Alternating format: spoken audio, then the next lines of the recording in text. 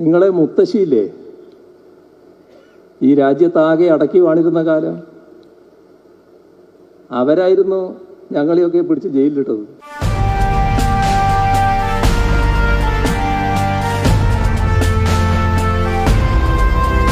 അടിയന്തരാവസ്ഥക്കാലത്ത് രോഗക്കിടക്കയിൽ നിന്ന് സമരത്തീ ചൂളയിലേക്ക് ചാടിയിറങ്ങിയ AKG ആ സമഗ്രാധിപത്യത്തിന്റെ പതനം കണ്ടാണ് അന്ത്യശ്വാസവും വലിച്ചതെന്ന് പറയാറുണ്ട്.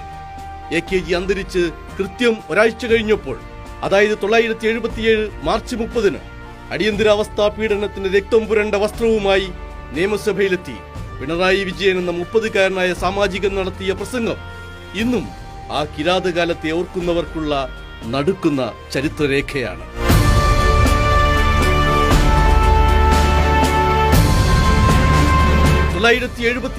സെപ്റ്റംബർ 28-ന് രാത്രി പിണറായിയിലെ വീട്ടിൽ നിന്നും അറസ്റ്റ് ചെയ്ത് കൂത്തുപറമ്പ് സ്റ്റേഷനിലേക്ക് കൊണ്ടുപോയപ്പോൾ സ്ഥലം MLA ആയിട്ട് പോലും പിണറായി വിജയനെ കാത്തിരുന്നത് അതിക്രൂരമായ ലോക്കപ്പ് മുറകളായിരുന്നു. 5 പോലീസുകാർ ഒരു ദിവസം മുഴുവൻ നിന്ന് മർദ്ദനമുറകൾ പരീക്ഷിച്ചിട്ടും തളരാതെ നിന്ന് പിണറായി തടുത്തെങ്കിലും ഒടുവിൽ ബോധം നഷ്ടമാകുന്നത് വരെയും പോലീസുകാർ മർദ്ദിച്ചവശനാക്കിയ ശേഷമാണ് ജയിലിലേക്ക് തള്ളിയത്.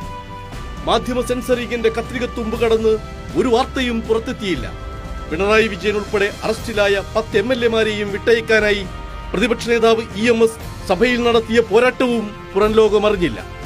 ആ സഭ പിരിയുന്നതുവരെ 18 മാസം പിണറായി വിജയൻ ജയിലിലടക്കപ്പെട്ടു. വീണ്ടും MLA ആയി വന്നാണ് സഭാതലം ഇളക്കിമറിച്ച പിണറായിയുടെ രക്തം പുരണ്ട പ്രസംഗം. അടിയന്തരാവസ്ഥക്കാലത്തെ ജയിൽ ജീവിതം പിണറായിക്കും സംഭവബഹുലമായൊരു പരീക്ഷണകാലമായിരുന്നു. സഖാവ് ഇമ്പിച്ചി ബാവ, MV Raghavan, MP Veerendrakumar, Kodiyeri Balakrishnan, Bafaqi Thangal, K Chandrasekharan, A Kanaran, ചെറിയമ്മ മുക്കേയി, PM Abubakar, VV Dakshinamurthy, ഒരു കാലഘട്ടത്തിന്റെ കേരള രാഷ്ട്രീയ ചരിത്രം ഒന്നാകെയും ജയിലിലടക്കപ്പെട്ട ആ അടിയന്തരാവസ്ഥക്കാലത്തിന്റെ തീയിൽ മുളച്ചതുകൊണ്ട് തന്നെയാണ് പിണറായി വിജയനും ഒരു വെയിലത്തും വാടാതെ നിൽക്കുന്നത്.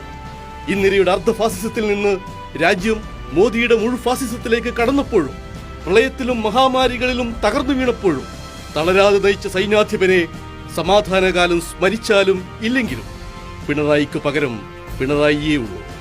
ബിജു മുത്തത്തി, കൈരളി ന്യൂസ്.